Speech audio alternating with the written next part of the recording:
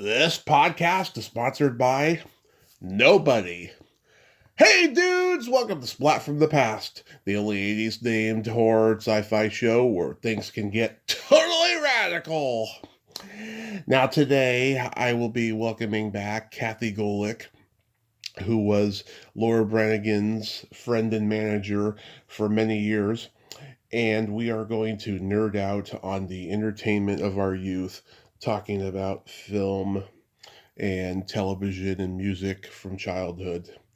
And I am so excited to have her back. I had a blast with her last time. I'll have a blast with her again. She is such an awesome person, and she's staying true to Laura's legacy. And I love seeing the pictures that she posts of Laura on social media, and just how she is just so sweet to Laura's legacy. It's going to be another great conversation today. Also, happy birthday to my dad. He turned 68 today, and I'm so blessed that my dad is still with us. Happy birthday, Dad. I love you. And let's talk on the phone soon. So yeah, here is my new interview with Kathy Golik.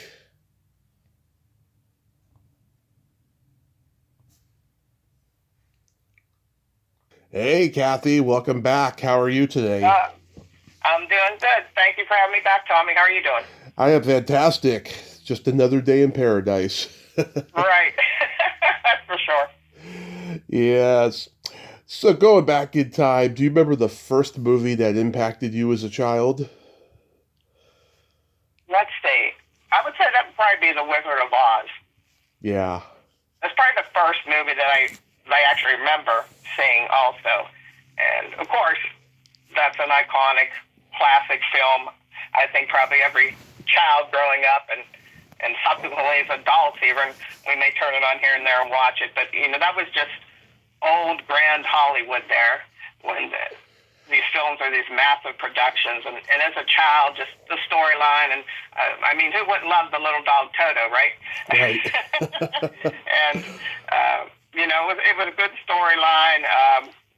You had the Munchkins in there. Of course, you had the antagonist, the Wicked Witch of the West, who I must say, as a child, I believe I watched it the first time. I didn't watch it again for a long time after because she scared me.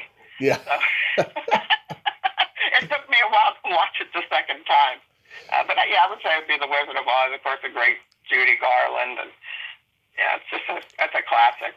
Yeah, it holds up over the last, 86 years. I mean, yeah, she scared everybody, including my dad, I'll tell you. Exactly, yeah, right.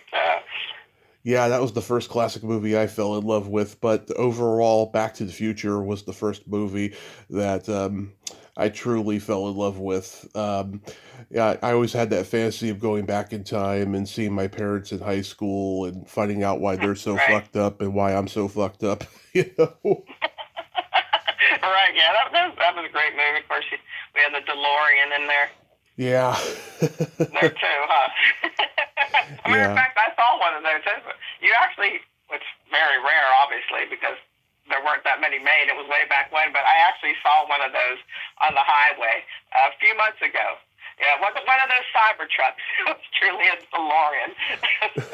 Yeah, I actually saw one of those. I'm like, wow, that goes way back. Yeah, you don't see that every day. So. I saw a replica of the DeLorean at my first Comic-Con. I kind of regret now not taking a picture with it like a lot of people were, because the line, it was a long line, so I just didn't bother, Right. And right on second thought, you're like, oh, I should have done that. Mm-hmm. Yeah.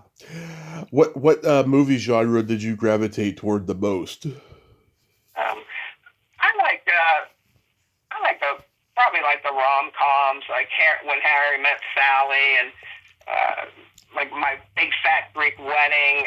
I also like just straight romantic, kind of like The Bodyguard, or let's see what else, Dirty Dancing, Titanic, of course.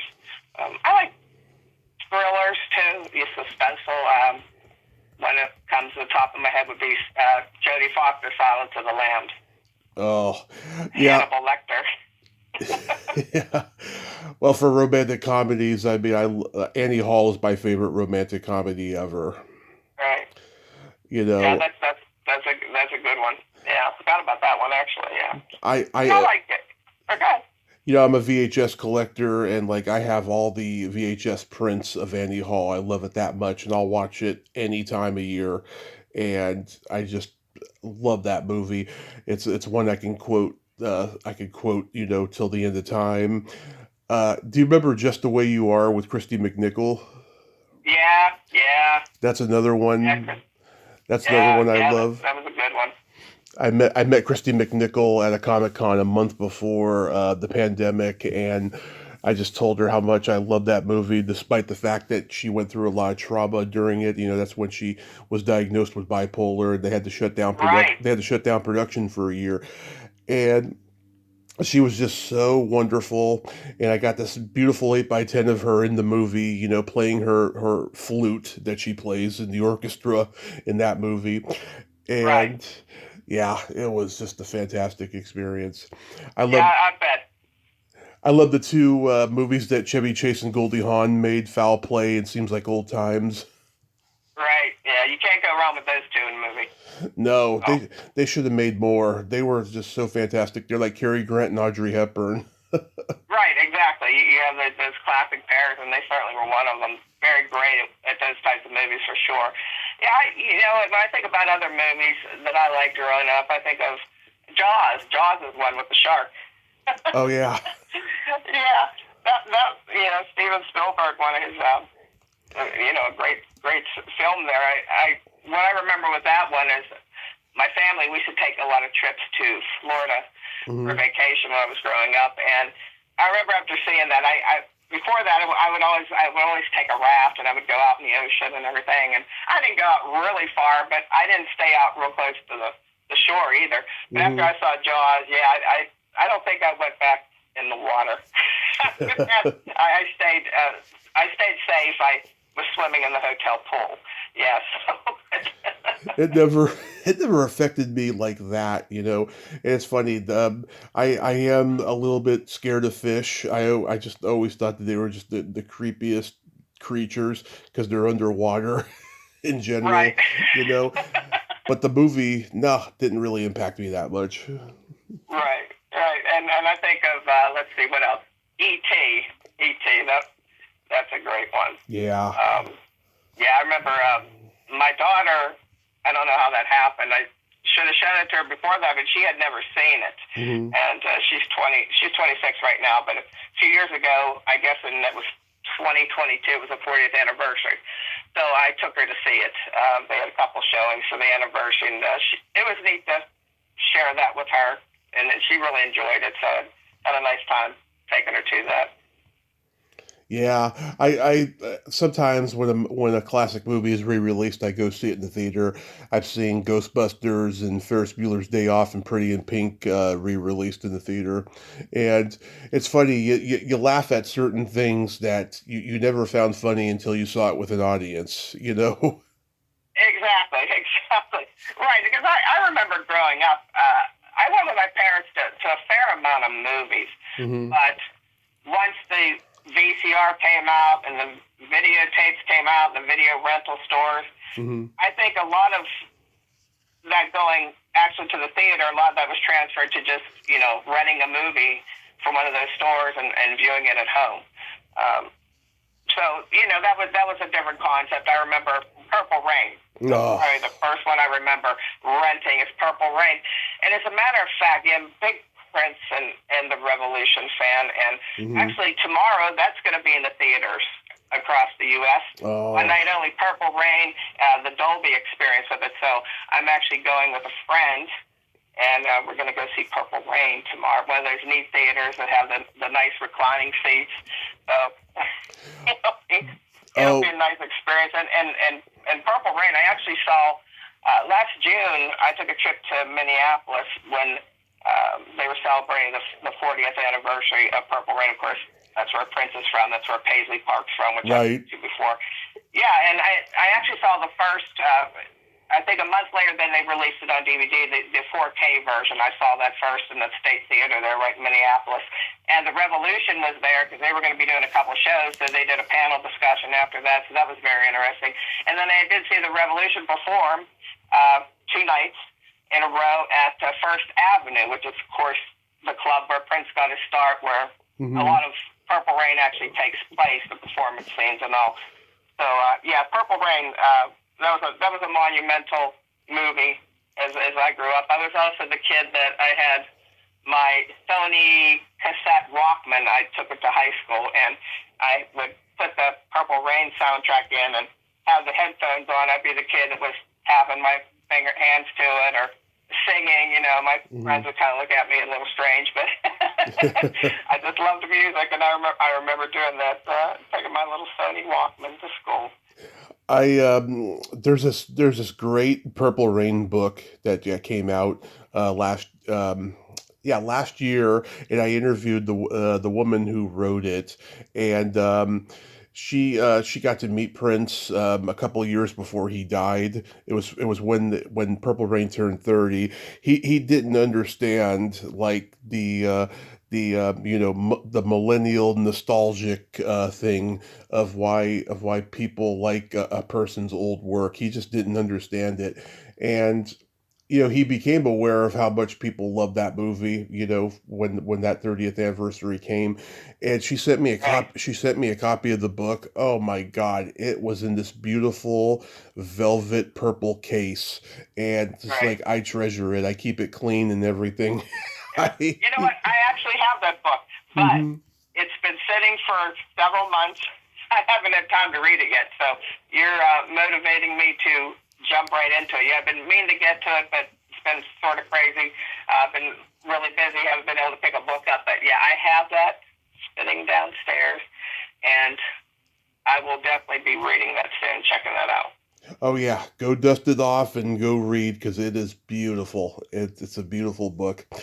And there's a lot of interesting stuff she told me. Yeah, I love that movie too. And it's funny, here's an anecdote about the VHS thing. At that time, Warner Brothers was releasing movies in a clamshell case. Purple Rain was the first VHS to be released in a paper box cover from Warner Brothers. It was a new experiment they wanted to try with that movie, and it was a year before they went to the paper boxes permanently with Gremlins. When that came out, the following November of 1985, but around December of '84, the paper box of Purple Rain was the first experiment of that. And I would love to have seen a clamshell case of Purple Rain. I think it would have been beautiful, But sadly, if you go on eBay, most of the paper boxes of Purple Rain from 1984, they're all like faded or ripped or anything. It didn't provide any value for it nowadays. Right, exactly. But that's a neat bit of trivia. I wasn't aware that it was the first one that went to the paper box. That's neat. It was, yeah. What kind of comedy movies did you like growing up? Let's see what. Oh, one of my favorites is What's Up, Doc, with Barbara Streisand. Oh, that's my favorite. Ryan O'Neal and Madeline Kahn. That's one of my favorites. That's one I'll watch over and over again. That's my absolute favorite. It takes me back to the first time I saw it. I was 5 years old. It was Christmas time. I was on Christmas break. I had one of the worst colds of my life. My grandmother had to take me to the doctors that day. And early in the morning when I woke up, that movie was on, saw it for the first time, and just fell in love with it. And I still watch it all the time.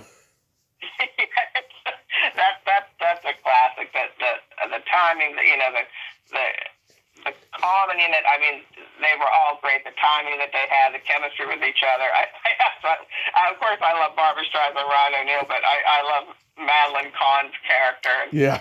Especially when they drop her off, and she goes up in that, looks like a abandoned building or whatever. Those thugs are in there or whatever. And the look on her face is like, what am I doing here, Yeah. There's just so many classic scenes in that. Yeah. That's just a great one, yeah. I like in court. In court, that's assault with a deadly weapon. They arrested me and they tried to molest me. That's unbelievable. Yeah, that's a great part too. Yeah, it's definitely yeah, that's one's probably is my Uh, favorite comedy of all time. yeah, that's one of mine. Also, growing up, I loved Mel Brooks movies and Neil Simon and Woody Allen and Blake Edwards movies like The Pink Panther and stuff. All right, I like Airplane. It's a Yes, great parody. Airplane. Oh, one of the best ever. The Blues Brothers, Animal House. Right, all those, yeah. My dad and I used to watch those when my mom wasn't home. We'd watch Right. we'd watch 48 Hours, and then Eddie Murphy Delirious would be on, and then I would have to go in my room for that one. Right. Exactly. Oh, another one that I liked. I didn't see it back in the '70s when it was released, but I used to go in the '80s with my friends, Rocky Horror Picture Show. Yeah. Going to the theater and doing the participation type things from the movie. We used to have a lot of fun doing that. So yeah, Yeah. you got Tim Curry, you got Meatloaf in there, even. Yeah. Shock Treatment is starting to get a cult following too. Is it? Okay. Yeah. Yeah, I mean that's the sequel, but like, for years there was a lot of people that didn't like it, but it's starting to people are starting to come around to it. Right. Yeah. Yeah, some movies when they're released, they may not do quite as well at the box office, but then years later, they get a following, Of course. and it's a big thing. That's a historic thing. Remember Phantom of the Paradise? I don't remember that one. I don't remember it. Okay, people compare it to Rocky Horror in terms of Okay. underground campy tone. Yeah, it's a parody. It's Brian De Palma's parody of Phantom of the Opera, and it's a rock parody version. They make fun of glam rock of the early the mid '70s and stuff. Yeah, William Finley was a regular in a lot of Brian De Palma's early movies because they were college buddies, and he plays the Phantom. And Paul Williams, of all people, is the bad guy, and Jessica Harper from Shock Treatment is the love interest. Right. Yeah, that sounds neat. I have to look that one up. Oh, Check it out. Yeah. it is great. And I like A Star Is Born. I guess it would be the middle version. The original had Judy Garland. I like the one with Barbara Streisand and Chris Christopherson. Well, the Judy Garland version was the second one. The first one was... Was it the second one? Yeah, the first one was 1937. That was Frederick March, and I forget who the woman was, but that was the first version. And then the Barbara Streisand was the third, and then Lady Gaga was the fourth. Exactly. See, I learned something new. You're like a walking encyclopedia for all this stuff. Your knowledge of all this stuff truly amazes me. It's neat. Yeah, well, you can thank my mom for that. She was working for the cable company when I was a kid, and my grandmother took me to the video store that was around the corner when I was growing up. Okay, right. So those were heavily influenced. You grew up around all that. So yeah, that's neat because I've listened to different of your podcasts and. Mm-hmm. It truly does amaze me. There's some things you'll talk about or your guests, and I don't, like I said, I don't even remember it. But there you go. You know all about it. So, it's really neat. Yeah. Because you were a teacher, do you remember seeing the idealistic teacher movies like Blackboard Jungle, To Sir with Love, Teachers, Stand and Deliver, stuff like that? That's funny because I never really got into those. No, even though I started out teaching, but no, never really got into those. Another area I like biographical films, such as like some of the late ones like Bohemian Rhapsody with Queen, the Whitney music, Whitney Houston, Rocket Man. I remember Elton John. I actually saw that in 2019 when I was in St. Louis. Being there representing Laura and Gloria during the Stanley Cup final, I had an off time, and the movie I think had just come out, and I remember the one day I went to see it there. So yeah, I enjoy. I don't necessarily have a favorite genre. I like it. Just if it's a good movie and I have an interest in seeing it, I'll go see it. I'm really not dead set on one or the other. I'm not really a big horror. I would say that's my least. I'm not a really big horror movie. What about sci-fi? I like sci-fi. I like the Star Trek movies. Never really got into Star Wars. I know a lot of people, obviously, of my age, that would be a big one. Never really got into some of that. I of course, I watched all Star Trek, the TV show, and I like the movies. Indiana Jones. Yeah, I like those movies. Yeah, those are good ones. I love Indiana Jones, especially the Temple of Doom, and a lot of people don't like that one because it's darker than Raiders, but I actually like it better than Raiders. Raiders is very slow, and I know it's 1981, but I don't know. They could have amped up the pace a little bit on that movie. Yeah, I agree with you there. The other one I thought was better too.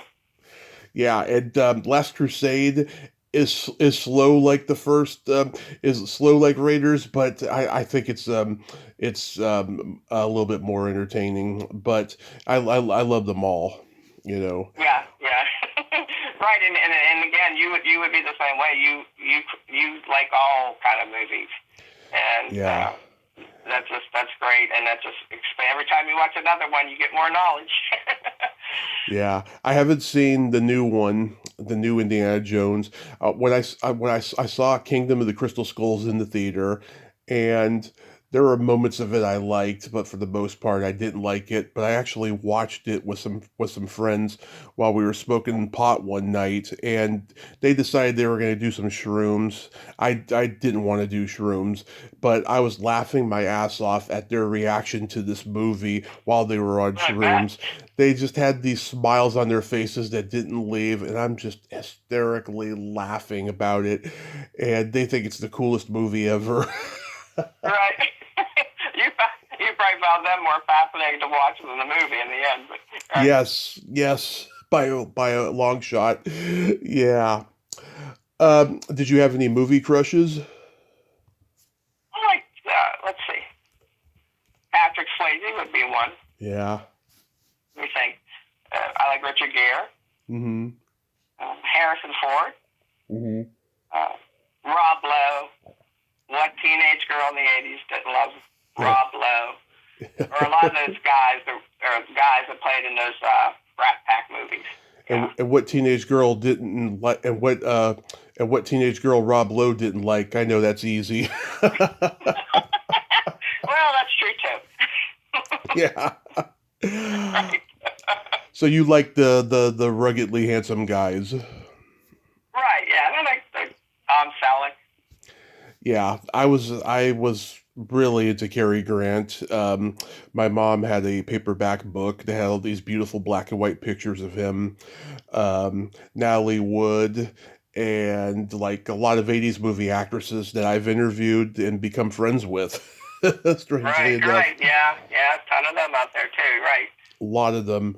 Yeah, I loved Valerie Landsberg when she was on Fame. I'm trying to get her on the podcast. Oh, one of my favorite shows was Fame. Yeah, she was great. She left the show early and stuff, but she was the most talented actress on that show, I felt. Yeah, I would agree with you there, definitely. Yeah, her vulnerability really came out in the songs that she sang. There's one episode where like her brother is trying to rekindle friendship with her dad, and her and the keyboard player, they do this song in the garage called Face to Face. It's so beautiful. And right. What's his name? Bruno? That was a keyboard. Bruno, yeah, Lee Courier. Bruno, yeah, Bruno. Lee Courier, I think is how his name is pronounced. Yeah. They're just that the first two seasons I think were the best when the show was on NBC, and then when it went into syndication, it became repetitive and the production values became cheap. Right. Yeah, it declined. It declined. Yeah, definitely. I really wish NBC would have kept it. It had the potential to be, the Hill Street Blues of teenage shows. Right. Yeah, it was well done. I enjoyed it. Of course, you had the movie and the series, and yeah, I never missed. I was always watching that show. It's a great show. Did you ever go to the drive-in much? Interestingly, I did not, despite having one probably within about 5 miles of my house. It still was actually in existence. I remember going a couple times. I don't even remember what we saw, but we were more the time. We mainly went indoor theater. Yeah, so I don't have a lot of drive-in stories to tell. Well, I got many because they started taking me when I was 2. I saw Weird Science and Rambo 2. It's funny, you always remember your destiny, and you don't know at the time it's your destiny until many years later. Like, I can remember them taking me to that, and then they took me to see movies like Spies Like Us, and Heartbreak Ridge, and Star Trek 4, and The Golden Child, and Light of Day with Michael J. Fox and Joan Jett. Right. Well, I think about it, you talk about destiny. One of my favorite movies when it came out in '83 was Flashdance. Yes. And of course, Laura has 2 songs in that movie, and it's also was filmed in Pittsburgh. I live in the Pittsburgh area, so it's kind of neat how serendipity works there. I love that movie. I was already a fan of Laura's, and living in the Pittsburgh area. Then fast forward years later, I'm working with her.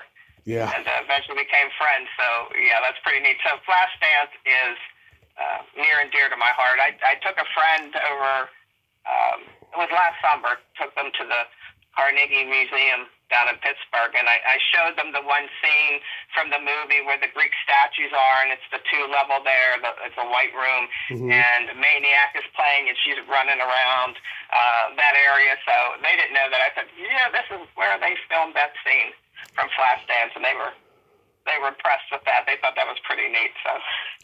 The first time I became aware of Flashdance, when I was about 9 or 10, I was reading the TV guide, and it said this movie Flashdance was going to be on. It said Jennifer Beals plays a human dynamo, and I didn't know what that meant, but it sounded like something related to sci-fi or horror, and so I stayed up. It was summertime. I stayed up and watched it, and of course it wasn't that, but I liked it anyway because I was a boy and I like girls, so I thought, right. Oh my God, she's gorgeous, Right? Yeah. Jennifer Beals. Yes, she was a crush for the guys back then, definitely. Yeah. Yeah, and I've talked to a few actresses that were in the movie and stuff. Yeah, I mean they were surprised. They were surprised by the success of the movie. Right. Yeah, and then of course the soundtrack was out of this world too. It was just awesome. The most Best fantastic soundtrack of all time. The fantastic soundtrack. Yeah. Right. So getting into television, like what sitcoms did you watch growing up? Sitcoms. Well, I'll tell you, probably my favorite was Facts of Life. Love the Facts of Life. Love that show. Right. My favorite guy, I liked Nancy McKeon. I liked Joe. Yeah. I liked her, just like her character, the way she came off. And let's see, all those classics like Happy Days, and Laverne and Shirley, Golden Girls. Laverne and Shirley's my favorite sitcom of all time. I just adore that show. Yeah, they were great together. Penny Marshall and Cindy Williams. I almost interviewed Cindy shortly before she passed. Oh wow, yeah, it's sad that she passed for sure. It was a long. That wasn't too long ago. Yeah, it was a long time coming, and sadly, I didn't get to. She was doing that play Menopause, the musical, and right. I remember they came to town at one point. I was going to get tickets to go, and for some reason I didn't. I think it was too expensive or something, and they were doing a meet and greet. I'm like, damn it, I never got to meet her. Right. Yeah. Sometimes you don't. You think maybe you'll have another opportunity. That reminds me of when Laura did her last show in Boston. There were a lot of people right there in that Boston area, a lot of fans, and they thought the same thing. They thought, well, if I don't see her this time, I'll catch her at another show. Yeah. And of course, you know, the next month she was gone. So yeah, sometimes you just gotta seize the moment and do it, because life can change in an instant. I'm at that point now where it's like I got to figure out a way to do it. Otherwise, this could be my only chance. Right. Exactly. And I'm thinking back to like my early childhood shows I liked. I love the $6 Million Man with Yep. B. Majors and the Bionic Woman. Those were two of my favorites. Yeah. Wonder Woman was another one. I loved Wonder Woman. Lost in Space. I've interviewed Marta Kristen. Yeah, they shot that show next door to Batman and the Green Hornet. Oh wow, I didn't know that. Over at 20th Century Fox. Yeah, I was a huge Batman kid growing up. I interviewed Burt Ward, and he still sounds the same as he did when he was 20. Really? Oh wow, that's amazing. Yeah, that's going back for sure with some of these shows. Oh, I love the Beverly Hillbillies. I used to love to watch that. I mean, that show. I mean, Yeah. Granny was just a hoot, you know. Yeah. Yeah. Right. I like Chips. Of course, Laura appeared on the one episode. I used to like to watch Chips with Eric Estrada, Paunch, and I think of even earlier than that, shows like I can remember before I would go to school, shows like Romper Room. Yes. Be on, right, and then I love Sesame Street. Oh, one of my favorites was The Electric Company. Yes. Did you watch The Magic Garden? Yeah, I did that too. Right, and another one I think was it was done it was called Zoom. Oh yeah, Zoom. I just found out about that show a few years ago. I was like, wow, there was a show named after FaceTime. Right, well, that's a good guess. Right, yeah, I remember Zoom. They all wore those. They had like polo shirts on with the horizontal stripes across them. I always remember that. Like every kid was dressed the same pretty much on that show. I don't know why, but I remember I liked Mr. Rogers. Oh, as a kid, Well, of course, Fred Rogers is from the Pittsburgh area, actually from the town of Latrobe, which again is fairly close to where I live. So he's a big icon around here, and of course, you know, he was just a super guy, had a lot of wisdom. It was great for kids to watch, and it was just a great show. And let me see, what else did I like to watch?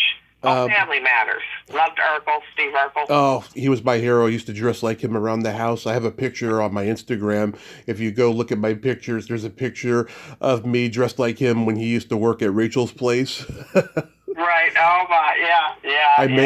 Oh boy, that show was a good one. And yeah. Think of some others.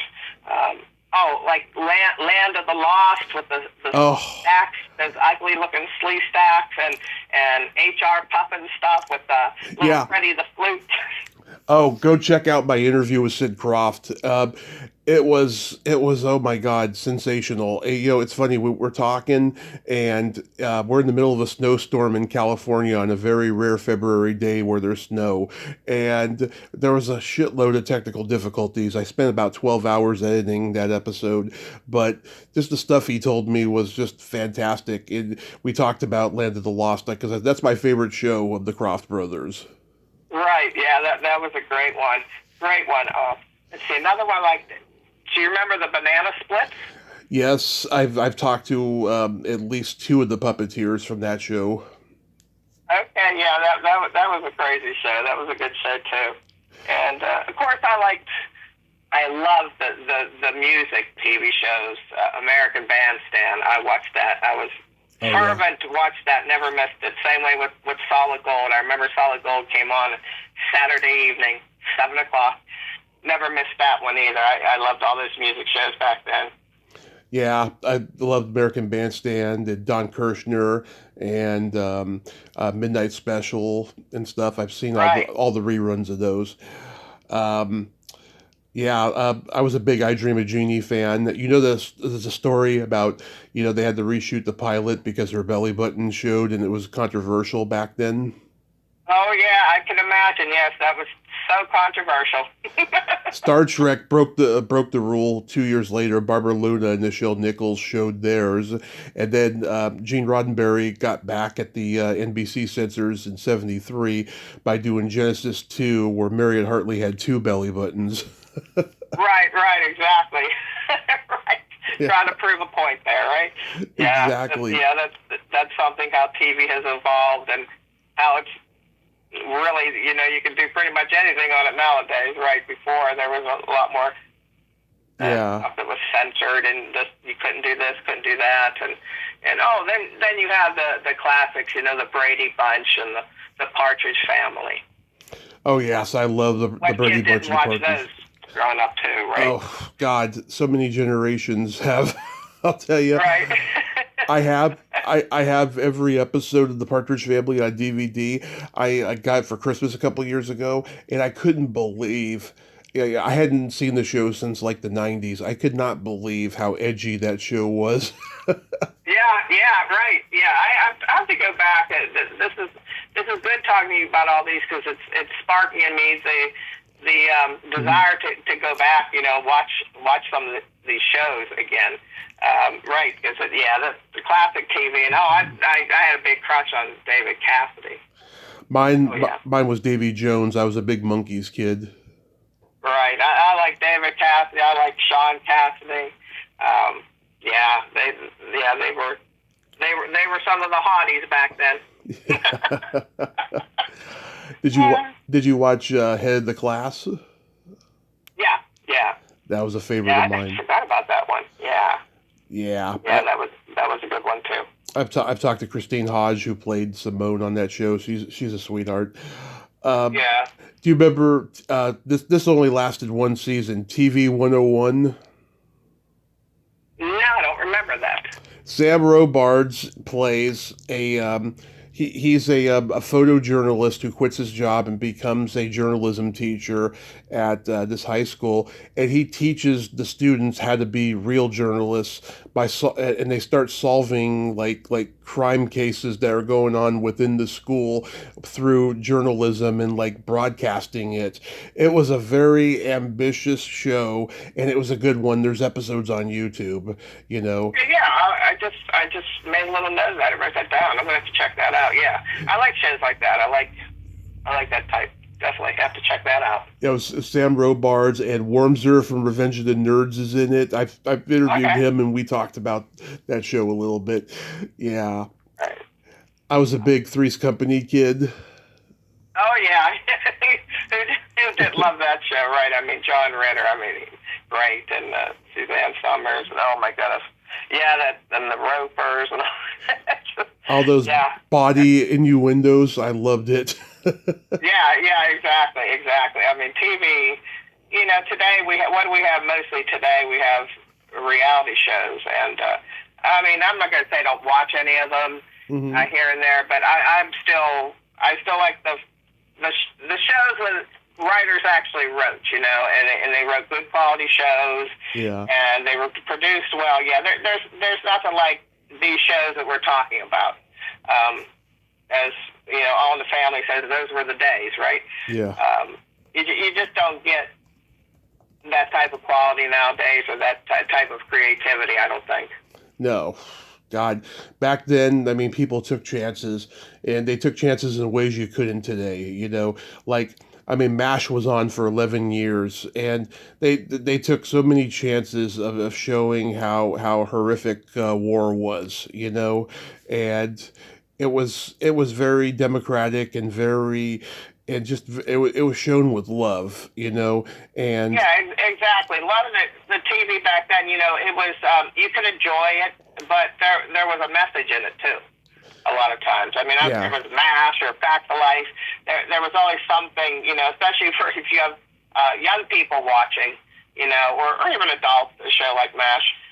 There was something to be grasped, even, there was something there, a message, something to be grasped beyond just, this is a TV show. Somebody posted a meme the other day on Facebook. It was something about how, Little House on the Prairie was a woke show before anybody knew what that term woke was. But It's true, but it's like they didn't cram it down our throats like they're doing now, because Right, we right, have the internet now.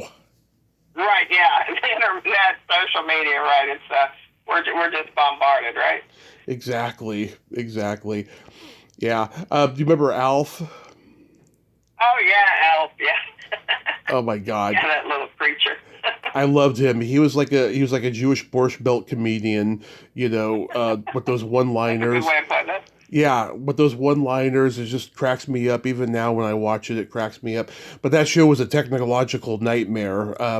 They had to, they were, they had to shoot everything before an audience and just, reposition the puppet and everything, and it was just awful Right. for everyone involved. Yeah, exactly. Right. Right. In the days, even in a larger sense of true live TV. Right. Yeah, Yeah. that's the way it was back then with pretty much all these shows. You had as an actor, set people, producer, director, whatever. You had to be on your game to be in that arena with live TV for sure. Exactly. Mark and Mindy. Oh yeah, yeah, great stuff. The way Nanu, right? Yeah. Robin, oh my God, they let him go nuts with improv on that show, and a Yeah, lot of the stuff he's just making up, and it's just amazing how his mind worked. yeah. He was amazing. He was a genius. He really was. Yeah. So getting into music, do you remember the first album you were given or you bought with your own money? I think what the first one I probably remember. I'm not too sure if it's the first one I got, but first one I probably remember is Donna Summer. It was a 4 LP. It was a Live and More. It was called. Yeah, I love that. That's her song. Last Dance was on there. I love that song. I used to play that over and over again and dance to it. I think the fourth LP, number 4, was MacArthur Park, which was like the song that went on for like 20 minutes. Mm-hmm. It was great. And yeah, so I think it was Donna Summer. And then I remember Laura, Gloria coming out, and I went and bought Branigan. And let's see, the other big one would probably be Michael Jackson's Thriller. Yep. I remember getting that baby, and those were the days when the packaging was so nice. Of course, it was vinyl to begin with, and they were those fold-out packaging. And I remember he was on the cover, laying on his side. Then you opened it up. The tiger. He was laying on his side with a little tiger. Yep. Or tiger cub on his leg. Yeah. That was super nice packaging on that, and a lot were that way. Right. You missed that. When we went to especially CDs and such, you didn't have that anymore. That really, what I would say, ornate. Remember the elaborate type packaging. Remember Van Halen's "Women and Children" first album? You'd open it, and David's like chained to a fence. Yeah. With his shirt off. Look at this. Right? Yeah. Yeah, you never knew what you were going to find when you opened that up. Right. Yeah, but that's the thing. Well, of course, vinyl is in a big resurgence right now. That's pretty neat to see. But you still, most of the time, you don't necessarily see all that elaborate packaging. Of course, it's more. It costs more to produce that, for one thing. Oh, yeah. That's what I used to enjoy. I mean, there was something about back in the 70s, the 80s, going in a record store and getting that album in your hand. Yeah. I the first 2 albums that I bought on CD with my birthday money were Phil Collins' "No Jacket Required" and Poison's "Look What the Cat Dragged In." Right. Yeah. That CD was a big turning point, and of course we take a step back with the cassettes. That was a lot of my era with that, and that's that fun time of I would sit there with my boom box and make the mixtapes, and I really enjoyed doing that. Of course, the treasure trove of music was waiting for Sunday to come. And you want to record, and Casey Kasem comes on with American Top 40 because, wow, all those songs are right there. Mm-hmm. And I remember just sitting there taping them and then making spin-off mixtapes from those original tapes. That was a really that was a really neat part of growing up. And I remember too when I would go do things with my friends. I was always the one. I would bring my boom box and my cassettes and such, and I was always like the one that would be playing the music, sort of like the DJ. We'd be at a get together at somebody's house. We listen to music. I was kind of the, in charge of that. I was the DJ. Like I said, I enjoyed providing the backdrop for a lot of our times together. Yeah, but I remember too. I grew up. I'm the youngest in my family. I have two older brothers, and they were both born in the late '50s. So I knew a lot of '70s music because my brothers then were in like junior high and high school, and I was just trying to get into elementary school. Yeah, and so I listened to a lot of the music they had, like Beatles albums. That's where I first became exposed to Fleetwood Mac, whom I love. I love the song Rhiannon so much when I had a baby. Yeah. My daughter, that's her name. Her name's Rhiannon. Oh. So, and I was exposed to that classic rock that they listened to, Queen and Led Zeppelin, Three Dog Night, Bachman Turner Overdrive. So I was sort of at one foot, because of my brothers having that music in the house, like one foot in '70s music, and then the other foot in my era, coming into the '80s. So I appreciate that I had that experience, because there's a lot of people. I remember going to school. A lot of my friends, they were the oldest in their family, and I was the youngest with these older brothers. So I had a more involved, more rounded music experience, as I was saying, because I did know that '70s music and then also the '80s stuff. Yeah, my parents had everything from the Beatles to the Stones to Beach Boys, Van Halen, Fleetwood Mac, Rod Stewart. That stinky, musky smell of vinyl is just intoxicating. Yeah, it definitely is. As far as my parents, my mother loved Barbra Streisand, so I still am. I'm a Barbra Streisand fan. Another one was played around our house a lot. Neil Diamond. Love Neil Diamond too. Yeah. He's great. Are you a Duran Duran fan? Of course. Yeah. I have their Grammy-winning video album on VHS that it never got released on DVD, and it should. It's such a crime that it never did. It was groundbreaking. Each video sieged into each other, and it's like watching an hour-long music film. Right. Yeah, that sort of stuff is cool. And I think of some of my the artists that I loved in the '80s. Elton John, of course, he was around even before the '80s, but I love Elton John. He had a video album also directed by the same guy who directed the Duran Duran one, Russell Mulcahy, who I've interviewed. He directed the movie Highlander. Oh, okay. Well, that's pretty cool. That's a neat connection. Yeah, and I love Karen Carpenter. I think she's, along with Laura, she has one of the greatest voices of all time. It's sad how things ended for her. You can imagine what kind of music she would have still been putting out had that not happened to her. Just a sweet lady, and I like Heart. I like Tears for Fears. Kate Bush. Yeah. My mom loves Tears for Fears. She used to play that album, Songs from the Big Chair, over and over again when I was growing up. A few years ago, they went out on tour with Hall & Oates, and, this is before Hall & Oates have had their differences now, but they both were touring, so I had seen a show in Cleveland, and then a few days later here in Pittsburgh, but they sounded Tears for Fears. Well, they both did, both Hall & Oates and Tears for Fears. They both sounded great, and I think Tears for Fears, they just released a new album. So, which I have yet to check out. And of course, Kate Bush. It was wonderful what happened with Stranger Things, using Running Up That Hill.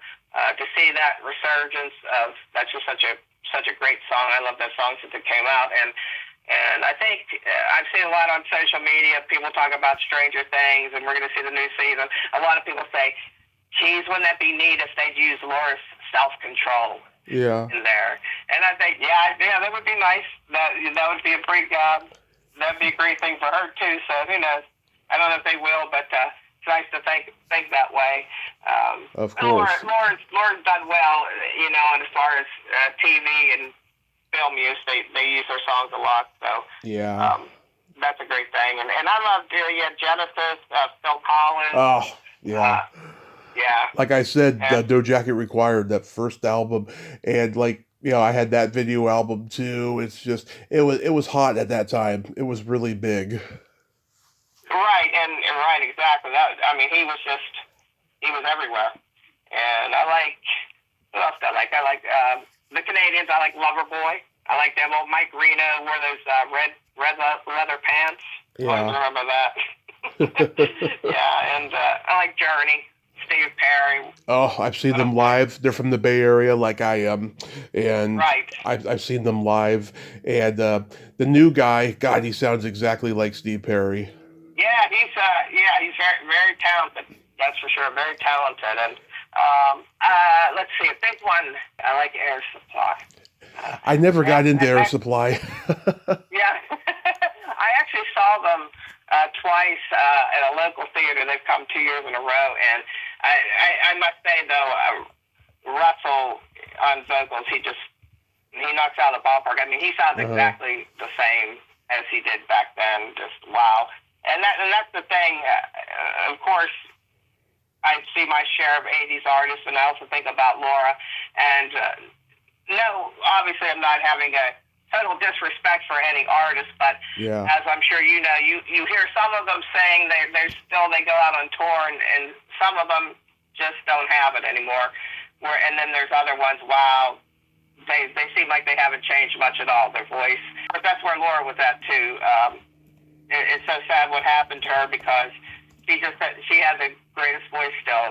It became richer through the years. And she just would have had a lot of success getting back out there. But some of them, I mean, I love them in the past, but then, age hasn't been kind to their voice. And then you have, then you get the squabbles. I guess there's a big squabble right now with REO Speedwagon with Kevin Cronin and another band member. They're at odds with each other, so one's going to go out on their own. Yeah. All that stuff going on. Of course, a lot of that stuff went on in the '80s when these bands were original too. But there's a lot of drama there. But yeah, there's nothing better than to listen to an artist like Air Supply that still sounds really great when you go to see them, and it just brings back all those times in your life. Music is a soundtrack to our lives, and you hear a song and it takes you back to a time and place, and that's a neat thing. That's a really neat thing about music, and it's also a neat thing about artists that pass away, like Laura, Karen Carpenter, Prince. You still have that part of them, that integral part of them, their creativity. You still can hear them sing. You still can watch an interview, hear them talk. Yeah. That's just great. I remember years ago, Grace Slick from Jefferson Airplane and Starship, she said, she's like, I cannot stand, 50, 60-year-old men going up on stage and flapping their lips. They should stop when the time is, when the time has passed them. That's why she retired at 50. Right, yeah, right. And I think I just saw she turned 85 or something like that the other day. I'm like, wow, time sure flies. Right, but then you look at somebody like Mick Jagger, right, and the Stones. Yeah. Well, Mick has always taken good care of himself. He quit doing drugs at a certain point, and he's always been a health nut. Yeah, he's always been a health nut. So, Mick is probably going to be doing this when he's 100. Yeah, he'll do it to the day he dies, right? I mean, that's going to be the way it is with him for sure. What was your first concert? My first time, In Excess. Oh, I love In Excess. Right, I went with a friend of mine down Pittsburgh. It was a venue called the Syria Mosque. It's not there anymore, but they used to get a lot of good acts. And that was my first one, and thoroughly enjoyed it. Same what happened with Michael Hutchence, for sure. Oh my God, I just when he died, the way he died, it freaked me out. I was in high school, I was actually just getting into the whole, kink and fetish thing myself. And I was like, okay, I am not doing that. Right, That is right. scary. That was just Yeah. scary. And I remember Chris Farley died like the same week. I was like, God damn it, my heroes. Now I'm really saying that because it looks like every other day my heroes are dying. Yeah, yeah. That's the thing. As we get older, when you're young, these people seem like they're invincible. These celebrities, singers, actors, what have you. And then as you get older, then they're getting older too. And right, we see every day. We just had Gene Hackman. That's sad. Yeah. What happened with him and his wife? Mm-hmm. What a great actor there. Right, and God. Roberta Flack just passed away. If I stop and think about it, right, every week there's somebody, if not more than one person, that we lose. But like I said, that's the thing. Whether it's music, TV, or movies, these people pass on, but their work's still there for us to enjoy. And for that point in time when you're listening to that record or watching that show or watching that movie, it's like they're still with us. Absolutely. Yeah, I saw the Monkees at Candlestick Park when I was 14. It was just the three of them. They drove off the field in a Cadillac, which was fantastic. Yeah, the Monkees. Wow. Yeah. Alice Cooper was my first really big concert, though. That guy's a showman. I recommend anybody go seeing him. It's like watching vaudeville. Yeah. I've never seen him, but of course, I've seen clips and different things like that. Yeah. He's something else. He's out of this world for sure. Do you remember your first makeout song? First makeout song.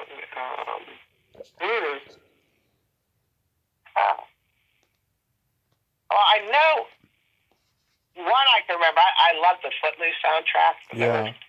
There were some songs on there. Lionel Richie, his Can't Slow Down album. Oh. Some songs there. Yeah. Mine was Janet Jackson's Love Will Never Do Without You. Oh, yeah. That's a good one. That's a great one. Yeah, very sexy video, too. Yeah. Did you listen to comedy albums?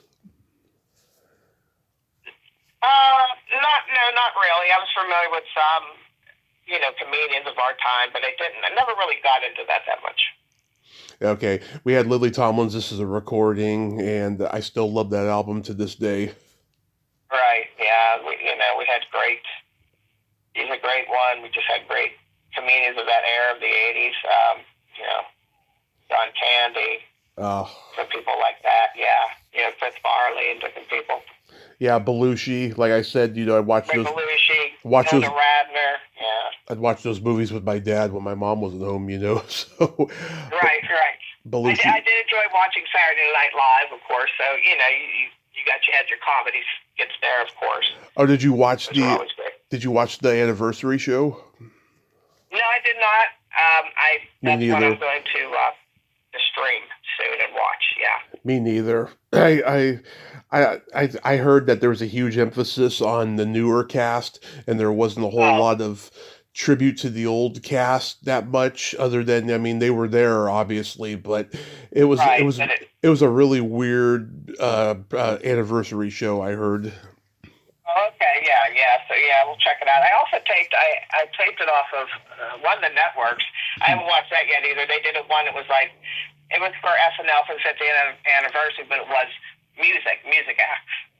So it was devoted solely to the music acts that appeared on SNL. So I have to watch that too. I have that on my DVR.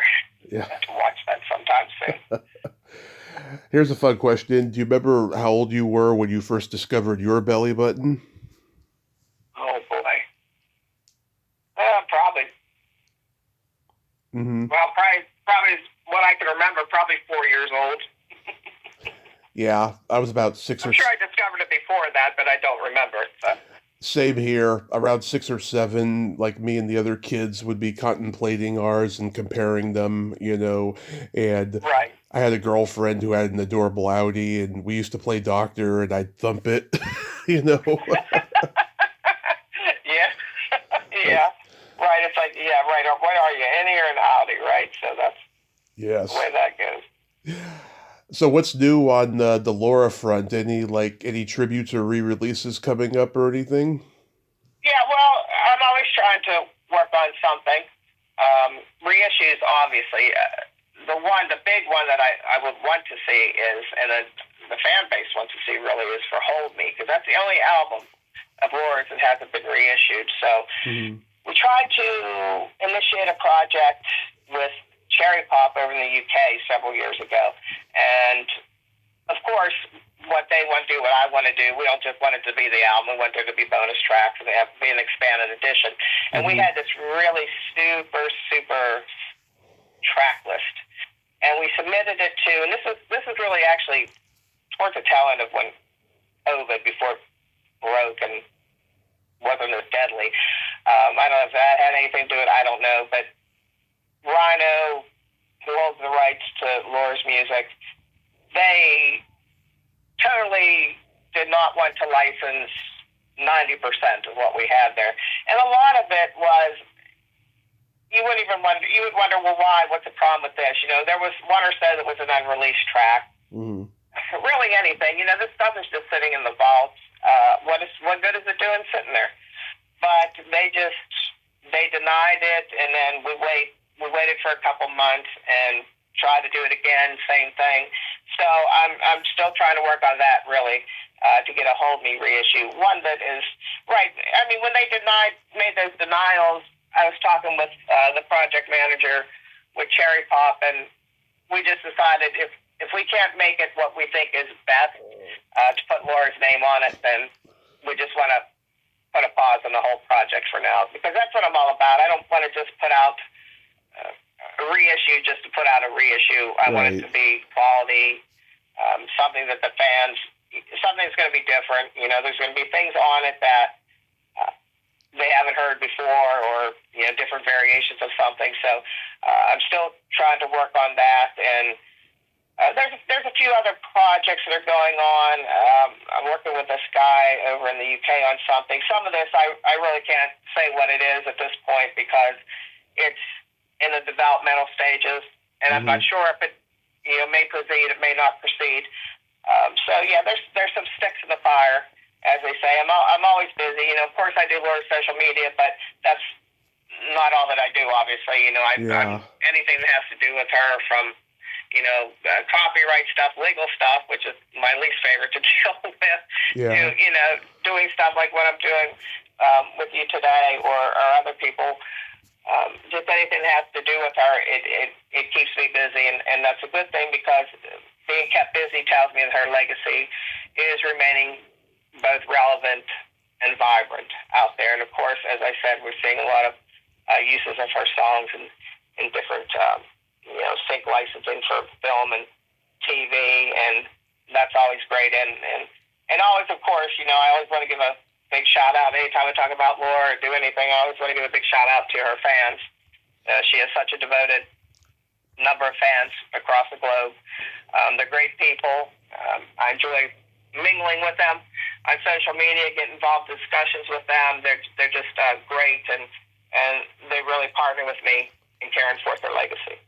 I know. I mean, you're one of the good ones out there, and the way you're just preserving her memory is just so lovely and so wonderful. And for years, I was like thinking, God, how come anybody doesn't do any tributes or documentaries about her, because she was so underrated, And then when I discovered you and stuff, I was just like, okay, good, somebody's out there is doing it, because I just always felt that she was underrated. Oh yeah, most definitely. And she had more talent in her little finger than most all the singers out there, and it's really for the reason she's not a household name all the time, say like Madonna or Michael Jackson, but I really think that's by design, in a sense, because to Laura, she wanted to be known on her voice alone. She didn't want to be known because she had all these fancy dance moves, or all these dancers on stage with her, or she was overtly sexual in how she presented herself or her music. She truly was in it for the art form that it is, and and she would talk to me. We would talk about things, and she would say, "Yeah, it's nice if an artist wins a Grammy or wins an award or something like that," but that to her wasn't what success with her music was. Success with her music was touching people's hearts, so that people could identify with what she's singing, with the emotion, the pain. That's what really meant something to her. That was a gauge of her success. Did she love having top 10 songs and top 40 songs? Of course she did. Mm-hmm. But what really mattered to her was transmitting her artistry into the heart of those that listened to it. And I'm cool with that. Of course, I would love her to be, quote unquote, more well known or not to be underrated. But I have to go with what meant the most to her, and she indeed accomplished that. She certainly did. She certainly did. She had a wonderful person like you to be guiding her at the end. Yeah, we had a nice friendship. We got close quickly, and really it all was based, I feel, on trust. She had been burned, not unlike many people in the limelight in their careers, throughout their careers. She had been burned by different people. So she was a bit gun shy with people, and I always let everything go at her pace and at her time. Whether it was our friendship and then taking on another different role with her, I always let it be when she felt comfortable with it, and really that was what was the best thing between us was trust. She knew when I would talk with her, or we would have business discussions, and I would bring up ideas. We'll bounce around ideas and different things of how to get her back out there and different things we want to do. And she truly valued my opinion, or I spent sometimes transitioning her from the business model of the 80s, which is what she knew in the industry, to the current time, which was, streaming had come in and things like that. And she would appreciate what I was trying to, the things I was trying to teach her, get across to her, and help her to understand. And she just had that trust in me. And the biggest part of that, I feel that I was a sort of cheerleader for her. Mm-hmm. Life hadn't been easy for her in this last year. She had lost her husband, and she had gone through a lot. And then she had the problem with the broken femurs, and coming back from that, and then her mom lived with her, and she had Alzheimer's, and Laura was she had one person to help her, but Laura was mostly her primary caregiver. So she had a lot of real life situations going on, things that affected her. So sometimes like I could tell, I'd be talking with her on the phone, and she'd have to say, "Excuse me, Kathy, for a moment. I have to go do something for my mom," and then she would come back down and talk to me. And I know it was, it's difficult to see somebody you love have that happen to them, that disease. And Laura and her mom always had this beautiful, beautiful, beautiful close relationship. And so there were some times when life, just ordinary things like that, got a little bit trying for her, but I was just as much there for her as personally as I was professionally, and I know she appreciated that. I was always there, whether it was one or the other, both of them. I would always be as supportive as I could be for her, help her out any way that I can. She truly knew that I was there for her, mm-hmm. and that I was there ultimately for Laura, not Laura Branigan. That's so beautiful, really beautiful. Are your toenails blue today? No, actually, they're nothing right now. I'm in between colors, but the last time it was blue. As of yesterday, I have green for St. Patty's Day. That's right, St. Patty's Day is coming up, and always a big holiday for the Irish, for the Branigans, right? Yeah. Lately, I've been doing colors based on whatever holiday the month is. Yeah, like a theme, right? You got a color theme going on there. Yeah, like I had gold and silver for January. Before that, I had red, white, and green for Christmas, and I had toes each of those colors and stuff. Right. That's pretty neat. Sounds like you enjoy it. I certainly do. Yeah. And I certainly enjoyed this, Kathy. I thank you for coming back on and nerding out with me today. Well, thank you for having me. I've had such a great time. Awesome, awesome. You have yourself a great day. Be safe out there, and I will see you on social media. Okay. Thanks so much, Tommy. Take care. My pleasure. Take care. Well, there you have it. Kathy Golik. Ain't she a sweetheart? Oh my God. I just friggin' love her.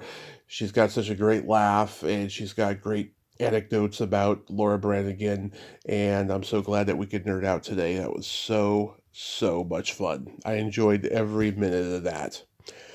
Well, until next time, this is Tommy Throwback Kovac saying there's no shame in living in the past because the present sucks. Later, dudes.